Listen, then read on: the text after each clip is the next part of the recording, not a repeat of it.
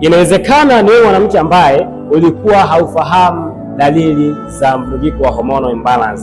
Hasa leo ninakuja kukuambia kwamba hizi ndio dalili za mwanamke ambaye mwenye changamoto ya mvurugiko wa hormonal imbalance. Inawezekana ni mwanamke ambaye unatokwa na chunusi mara kwa mara na unatumia tiba nyingi sana na wala haufanikiwi, yaani zinapona then zinajirudia. Tunafahamu kwamba wewe una changamoto ya mvurugiko wa hormonal imbalance. Na inawezekana ni wewe mwanamke ambaye tarehe zako haziko sawa, yaani hedhi zako hazieleweki. Fahamu kwamba wewe una changamoto ya mvurugiko wa hormonal imbalance. Endapo unapitia na hii dalili ya mvurugiko wa hormonal imbalance, unaweza ukachukua namba kwenye bio ukatuma testi moja kwa moja WhatsApp ili uweze kupata ushauri na matibabu zaidi. Kumbuka, uzazi si bahati bali ni maandalizi.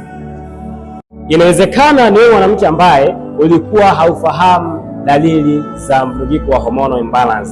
Hasa leo ninakuja kukuambia kwamba hizi ndio dalili za mwanamke ambaye mwenye changamoto ya mvurugiko wa hormonal imbalance. Inawezekana ni mwanamke ambaye unatokwa na chunusi mara kwa mara na unatumia tiba nyingi sana na wala haufanikiwi, yaani zinapona then zinajirudia. Tunafahamu kwamba wewe una changamoto ya mvurugiko wa hormonal imbalance. Na inawezekana ni wewe mwanamke ambaye tarehe zako haziko sawa, yaani hedhi zako hazieleweki. Fahamu kwamba wewe una changamoto ya mvurugiko wa hormonal imbalance. Endapo unapitia na hii dalili ya mvurugiko wa hormonal imbalance, unaweza ukachukua namba kwenye bio ukatuma testi moja kwa moja WhatsApp ili uweze kupata ushauri na matibabu zaidi. Kumbuka, uzazi si bahati bali ni maandalizi.